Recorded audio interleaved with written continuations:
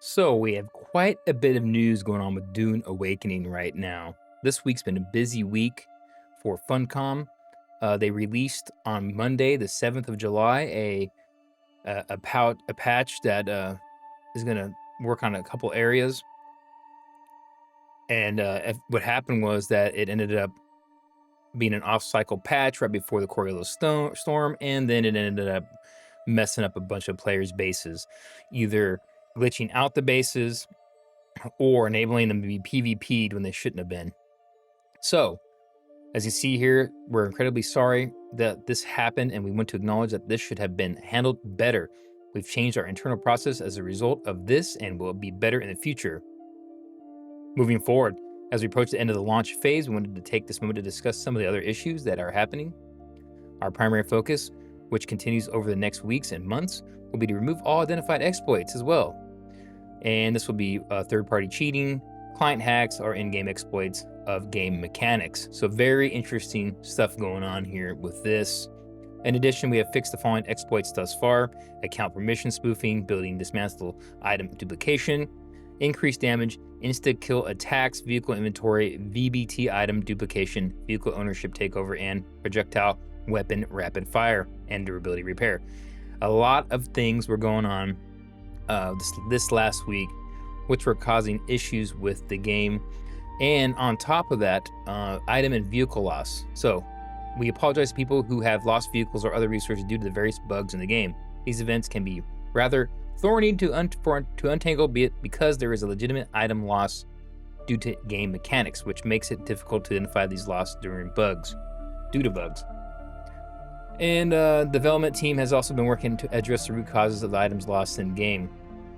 So at launch, we lacked the tooling and logging to identify and reimburse all circumstances of item loss, but we have been working on improving our tools so we can better reimburse players for vehicle losses due to bugs. There's a backlog of customer support requests, so we beg your patience when waiting for tickets to be resolved.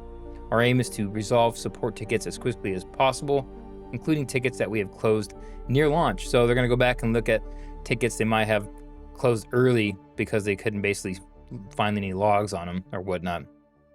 Very interesting indeed. So that being said, they're working on that, which is very good. They're very transparent. Funcom seems to be wanting to help out people and fix all the issues that have been occurring during the game, especially this last week, especially the PvP, PV areas in Deep Desert being PvP enabled temporarily on accident. So on top of that, this morning, the 10th, they had another hotfix. So hotfix 1.1.150, July 10th. So as you can see, the following pages will list patch notes for that hotfix. And as you can see here, July 10th, the fixes: improved client and server stability, fix an issue where players who disconnected or crashed during a respawn on a different map or server would get a timeout error, preventing them from accessing the game. Fix a rare issue where using vulture mode to cross sector borders in the deep desert could cause the ornithopter to fall beneath the terrain and be lost. Fix an issue where sometimes components could fail to spawn in deep desert loot. Fix an issue that allowed using rockets to target players out of sight. Got it. So that was what the latest hotfix this morning entailed. And of course, July 7th was all those updates that did end up causing some issues in the game. Of course, now there's more tier 6 resources across wider areas in the PvE zone, but it still seems like you have to go PvP to get the good stuff, because I've been testing that myself. We added an element of randomization to respawn timer of unique loot containers in the Deep Desert. Plastanium tier crafting components were split up to drop based on the content location, so they updated the locations: Imperial Testing Station, caves, shipwrecks, each them dropping their own selection of components. So you have to go to those specific areas to get specific components now. Added a chance of a different selection of unique drops in PvE looting Deep Desert. And the spawn rate of medium fields increased from 5 back to 8. And of the small spice fields increased from 22 to 30. So I noticed a strange lack of spice blows. So I don't know if that was a issue, if it was just in my head. I don't know what happened, but I feel like even in Haga Basin, it seemed like I didn't see any spice blows occurring yesterday at all.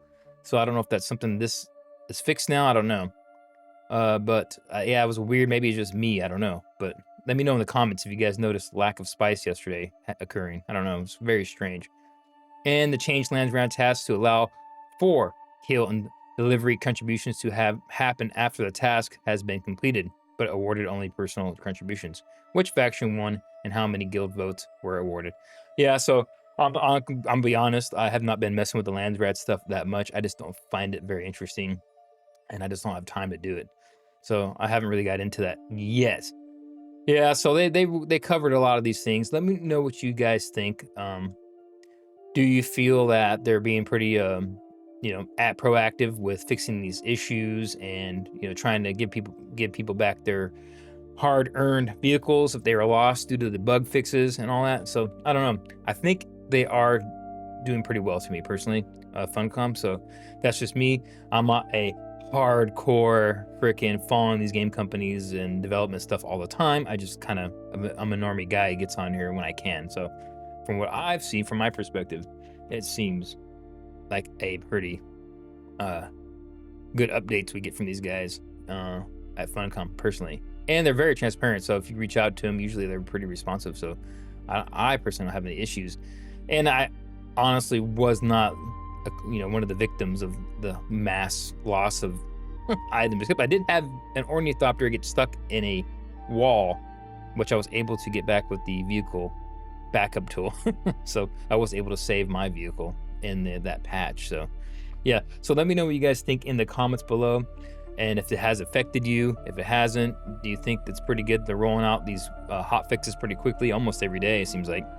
At least every other couple days we're getting something that improves the game, and they seem to be experimenting, putting in new fixes and updates to Deep Desert, like with the 30-second cooldown timer when you leave a PvP zone now, because they did kind of nerf the rocket ornithopters versus the boost and all that.